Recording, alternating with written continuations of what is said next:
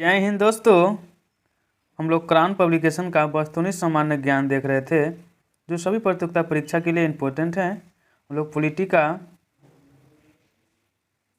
देख रहे थे जो सामाजिक शास्त्र है, उसका टॉपिक का नाम है सर्वोच्च न्यायालय। क्या है? सर्वोच्च न्यायालय के बारे में हम लोग देखेंगे क्या क्या है इम्पोर्टेंट। भारत के उच्चतम न्यायालय के न्यायाधीशों की वर्तमान स्वीकृत संख्या कितनी है? तो 31 है। सर्वोच्च न्यायालय का न्यायाधीश अपना पद त्याग सकता है पत्र लिखकर, तो राष्ट्रपति को।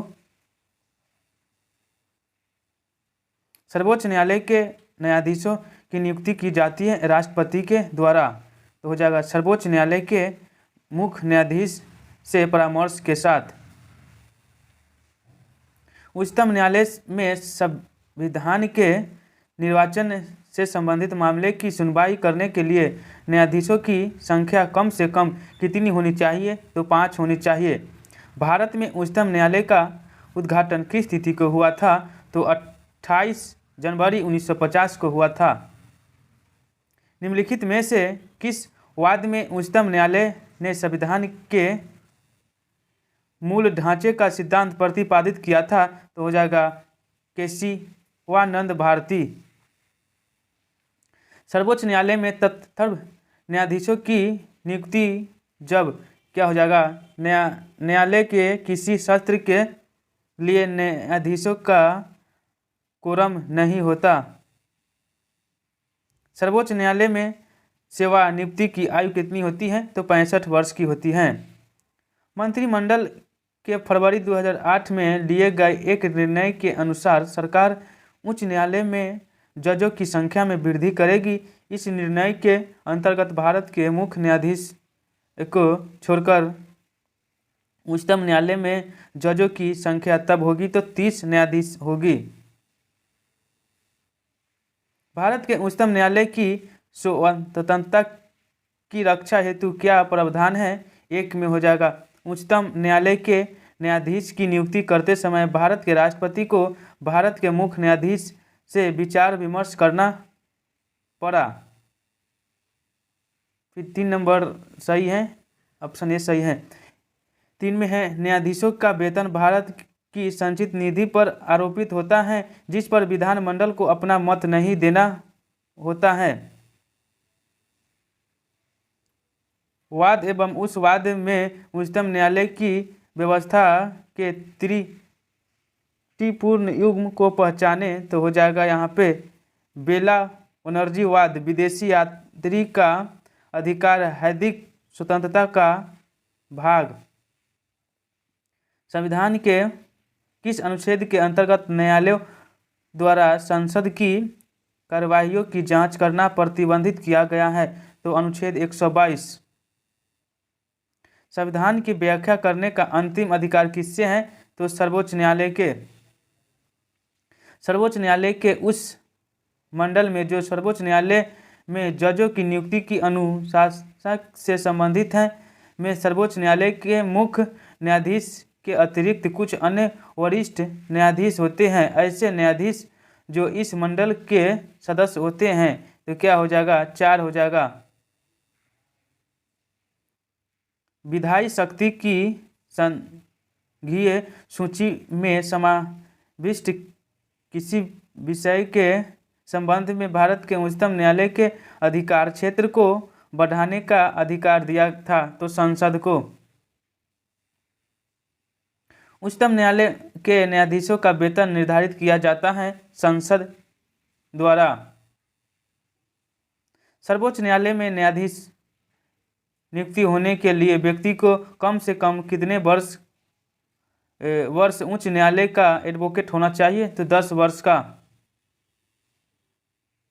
भारत के सर्वोच्च न्यायालय का परामर्शदात्री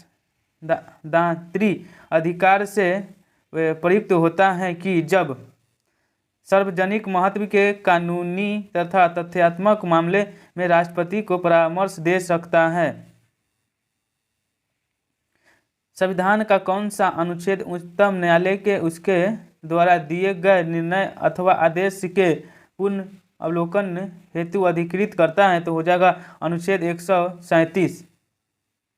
न्यायिक पुनरावलोकन प्रचलित है तो हो जाएगा भारत और यूएसए दोनों में। देश के किसी भी न्यायालय में चल रहे वाद को अन्यत्र भेजने का अधिकार किसके पास है तो हो जाएगा सर्वोच्च न्यायालय के पास। उच्चतम तथा उच्च न्यायालयों के न्यायाधीशों की नियुक्ति तथा स्थानांतरण के लिए परामर्श प्रक्रिया के संबंध में राष्ट्रपति ने उच्चतम न्यायालय को एक अभिदेशन किया था। खंड ए अनुच्छेद 143 के अंतर्गत भारतीय संविधान के निम्नलिखित अनुच्छेदों में से कौन सर्वोच्च न्यायालय द्वारा संविधान का अनुलंघनीय मौलिक ढांचा घोषित किए गए हैं तो 1, 2, 3 हो जाएगा अनुच्छेद 32, अनुच्छेद 226 और अनुच्छेद 227। उच्चतम न्यायालय द्वारा सुनाए गए निर्णय या दिए गए आदेश के पुनर्विलोकन के बारे में निम्नलिखित में से कौन सा कथन सही है तो हो जाएगा ऑप्शन बी। उच्चतम न्यायालय को अपने द्वारा सुनाए गए निर्णय या दिए गए आदेश का पुनर्विलोकन करने की शक्ति प्राप्त है। भारत के सर्वोच्च न्यायालय की स्थापना हुई थी भारतीय संविधान के द्वारा। कोई भी संविधान संशोधन कानून भारतीय सर्वोच्च न्यायालय द्वारा असंवैधानिक घोषित किया जा सकता है यदि वह विधि के समक्ष समानता के अधिकार को भाग 3 से हटाकर संविधान में अन्यत्र कहीं रखा है। संविधान की व्याख्या से संबंधित सभी विवाद सर्वोच्च न्यायालय के पास लाए जा सकते हैं। इसके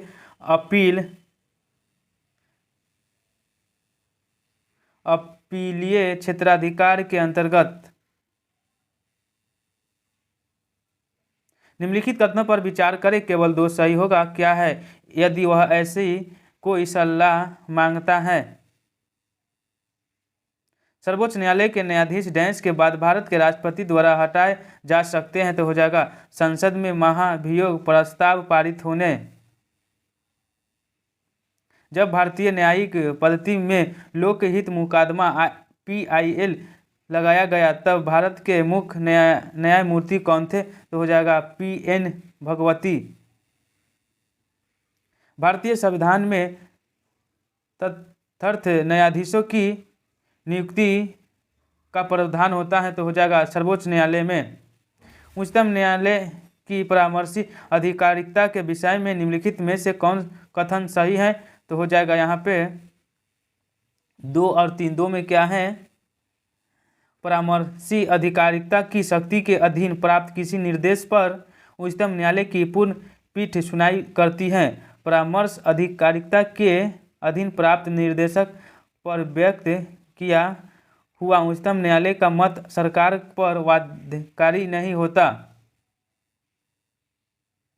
उच्च न्यायालय द्वारा आज तक की दूसरी सबसे बड़ी खंडपीठ किन केस का है तो हो जाएगा गोलकनाथ केस पर। भारत के उच्चतम न्यायालय में न्यायाधीशों की संख्या में वृद्धि करने की शक्ति किस में निहित है तो संसद में। भारतीय संविधान के किस अनुच्छेद के तहत सर्वोच्च न्यायालय भारतीय नागरिकों के मौलिक अधिकार की सुरक्षा करता है तो अनुच्छेद 32 में। भारतीय संविधान का संरक्षण कौन है? सर्वोच्च न्यायालय। सेवा नियुक्ति होने के पश्चात सर्वोच्च न्यायालय के न्यायाधीश वकालत कर सकते हैं तो हो जाएगा किसी भी न्यायालय में नहीं।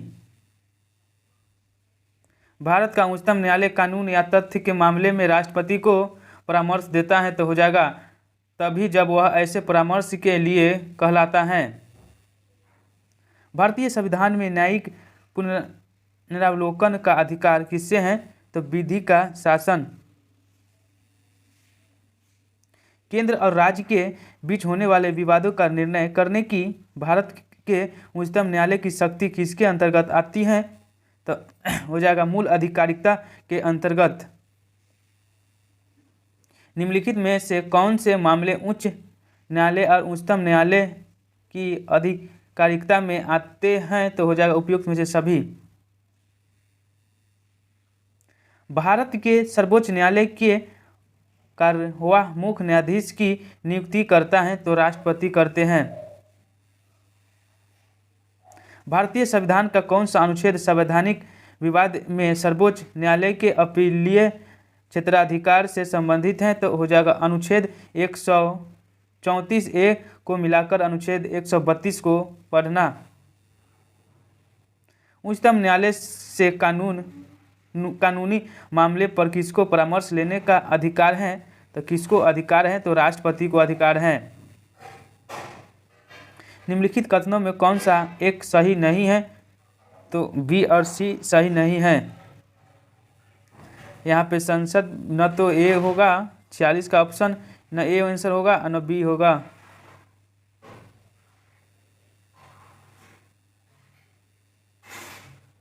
निम्नलिखित में से कौन से उच्च न्यायालय की आरंभिक आधिकारिकता आते हैं?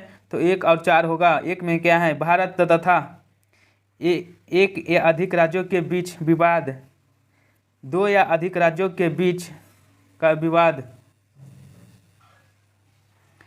किस कानून के अंतर्गत यह विहित है कि भारत के उच्चतम न्यायालय की संपूर्ण कार्यवाही अंग्रेजी भाषा में होगी? तो हो जाएगा भारतीय संविधान के अनुच्छेद 348 के द्वारा। भारत में संविधान की मूल संरचना बुनियादी ढांचा के सिद्धांत का स्रोत क्या है? तो हो जाएगा न्यायिक व्यवस्था। भारत के सर्वोच्च न्यायालय का क्षेत्राधिकार किसके द्वारा बढ़ाया जा सकता है? तो हो जाएगा संसद द्वारा विधि बनाकर।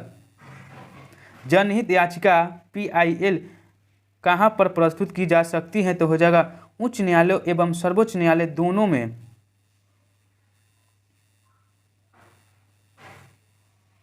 52 नंबर क्वेश्चन है, निम्नलिखित में से किस वाद में उच्चतम न्यायालय ने यह धारणा व्यक्त की कि मूल अधिकार व्यक्ति को जैसे उसे सबसे अच्छा लगे उस तरह अपनी जिंदगी की रूपरेखा तैयार करने के लिए सक्षम बनाते हैं? तो हो जाएगा गोलकनाथ बनाम स्टेट ऑफ पंजाब। भारत के सर्वोच्च न्यायालय के निर्णय के संबंध में निम्न में क्या सही है? तो हो जाएगा उच्चतम न्यायालय को अपने निर्णय को परिवर्तित करने का अधिकार। जनहित याचिका की शुरुआत किसके द्वारा की गई थी? तो हो जाएगा न्यायिक पहल द्वारा। भारत का सर्वोच्च न्यायालय एक अभिलेख न्यायालय है, इसका आशय क्या है? तो हो जाएगा इसके सभी निर्णय का साक्षर मूल्य होता है और इस पर किसी भी न्यायालय में प्रश्न चिन्ह नहीं लगाया जा सकता है। उच्चतम न्यायालय मामले की सुनवाई नई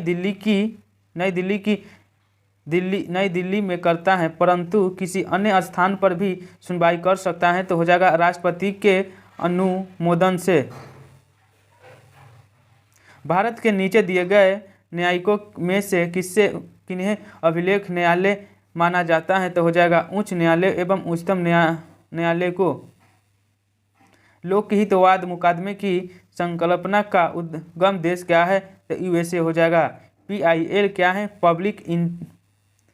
पब्लिक इंटरेस्ट लिटिगेशन।